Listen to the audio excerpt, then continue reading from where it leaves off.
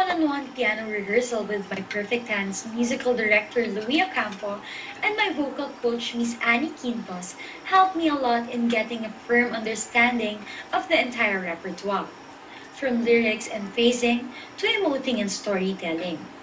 Mas lalo kong naintindihan that singing is more than just singing. It's really about telling stories and giving your own personal interpretation. That's the mark of being a true artist, which was what we were aiming for throughout the project.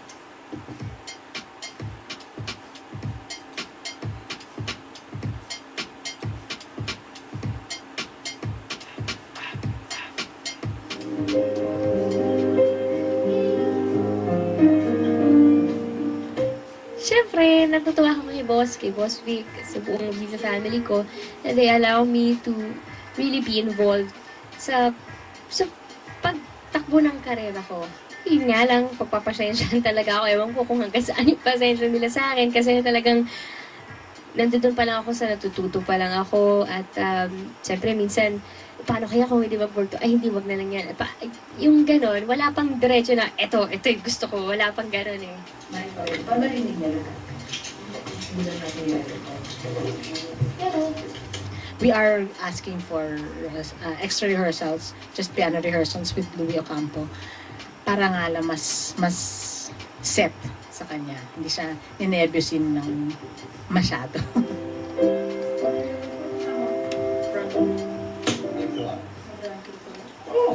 Not all artists ask for that, but si Sarah did. So, you know, she always does. So, parang, it's nice kasi na parang, she can run through the whole show. Miski walang banda, miski ako lang. And she can pace herself. She'll know how to pace herself. Pero yung mga rehearsal namin yun, after one song, kwentuhan. One song, kwentuhan. One song, kwentuhan. Saya.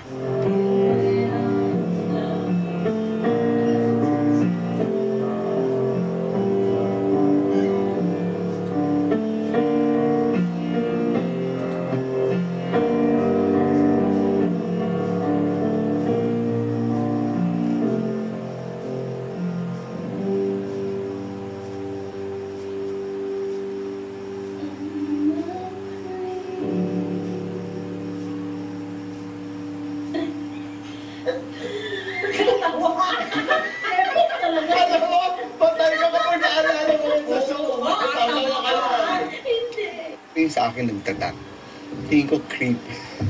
Iba eh, na makita mo si Sarah kumakanta na, I'm a creep, I'm a weirdo.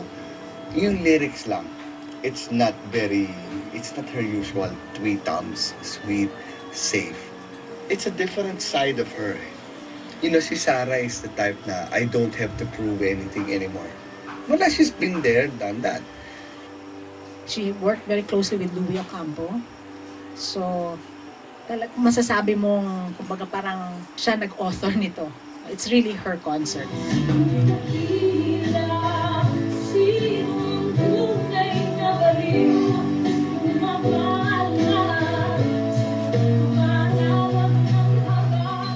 We're trying to pace her right now. Kasi we want to make sure na hindi siya masyadong mahihirapan. Right now nga, nagsasabi siyang, hirap, gano'n. Pero knowing Sarah kasi, she will still pass this with flying colors. Everything's going very well, so we expect to have a nice run through on the next rehearsal. And that's it.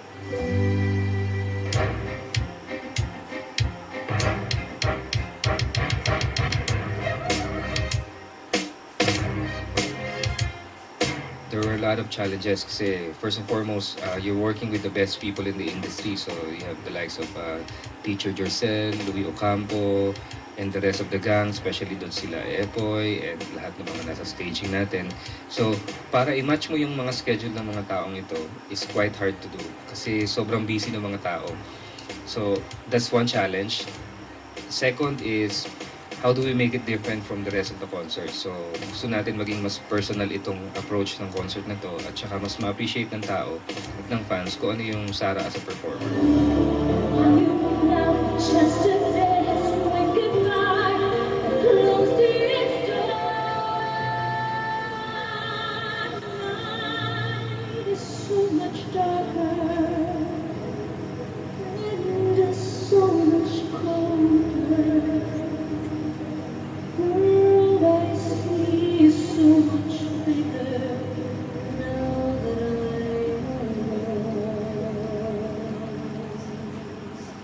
sa The Voice pa kami magkasama, she was already asking kung pwede akong mag-guest sa concert niya.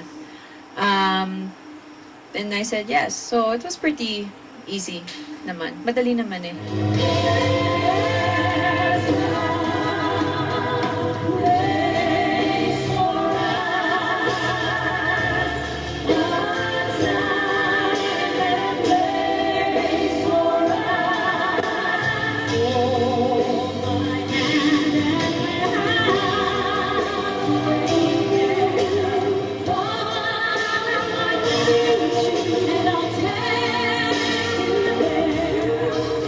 There was Star for a Night, and that pretty much began everything. And she has been incredibly busy every single year that she has been in this industry. Wala yatang free time tong babaeng to.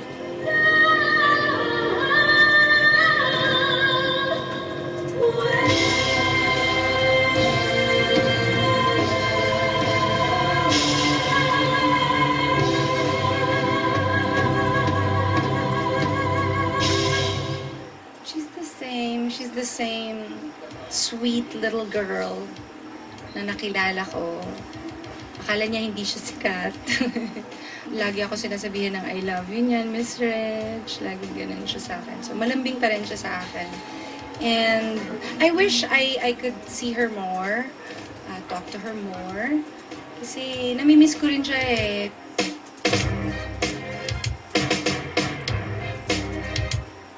Talagang pag sinabi nilang Sarah, brand na si Sarah Geronimo ng G-Force. Kumbaga, very exclusive sa kanya yung nagagawa niya para kay Sarah Geronimo. Yung technical rehearsal sa Araneta is very challenging but it went very smooth. Napolish namin lahat ng mga detalye, napolish lahat ng mga rehearsals, band, and all the guests were able to come in. Especially sila Ma'am Reg at si Ma'am Leia. Nakarating sila on time at saka nakapag-rehearse sila with Sarah. Very important yun sa show.